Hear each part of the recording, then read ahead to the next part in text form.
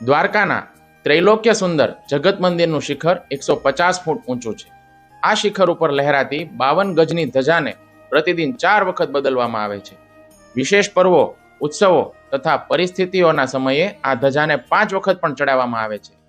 દ્વારકામાં 52 ગજની ધજાના સંબંધમાં અનેક માન્યતાઓ અને કથાઓ પ્રચલિત છે. તેમાંથી રામજી ભક્તની કથા પણ અનેક સ્થળોએ સાંભળવા મળે છે. સન 1890માં એક દિવસ લોકોએ જોયું કે દ્વારકામાં ત્રૈલોક્ય સુંદર જગત મંદિરના શિખર ઉપર રામ નામનો જપ કરતો એક ભક્ત ધજાના દંડને પકડીને ઊભો છે. તે રામજીનો ભક્ત હતો. રામજી ભક્તે નીચે ઉતરવા માટે એવી શરત રાખી કે જો કોઈ ગુગલી બ્રાહ્મણ જાતિના લોકોને ભોજન કરાવીને ધજા ચડાવશે તો જ હું નીચે ઉતરીશ. મહાજનોએ આ શરતનો સ્વીકાર કરી લીધો અને તે નીચે ઉતર્યા તો ખરા, પરંતુ આ ઘટના વારંવાર બનવા લાગી. ચોકીદારોની સખત રક્ષા અને નિગરાની હોવા છતાં પણ કોઈક દેવી શક્તિની સહાયતાથી રામજી ભક્ત ઉપર ચડી જતા અને તેમને નીચે ઉતારવા માટે કનુ શેઠ નામના એક વેપારીએ ધજા ચડાવવાની શરત માનવી પડતી.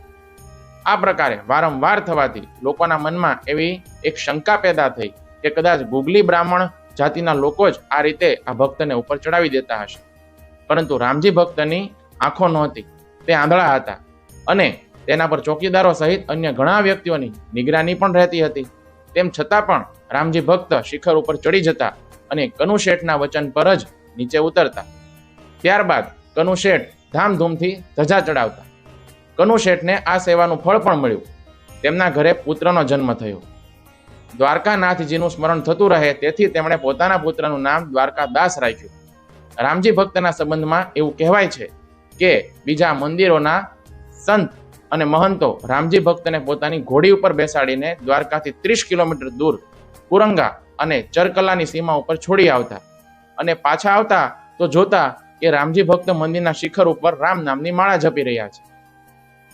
આ રીતે વારંવાર કરવા છતાં રામજી ભક્ત ફરી પાછા આવી જતા. આજના સમયની જેમ સંચાર સાધનો એ સમયે નહોતા. રામજી ભક્ત કોઈ દિવ્ય શક્તિની સહાયતાથી જ ફરી પાછા આવી જતા, જે બીજાઓ માટે તો અશક્ય હતું. આ એક આશ્ચર્યજનક ઘટના હતી.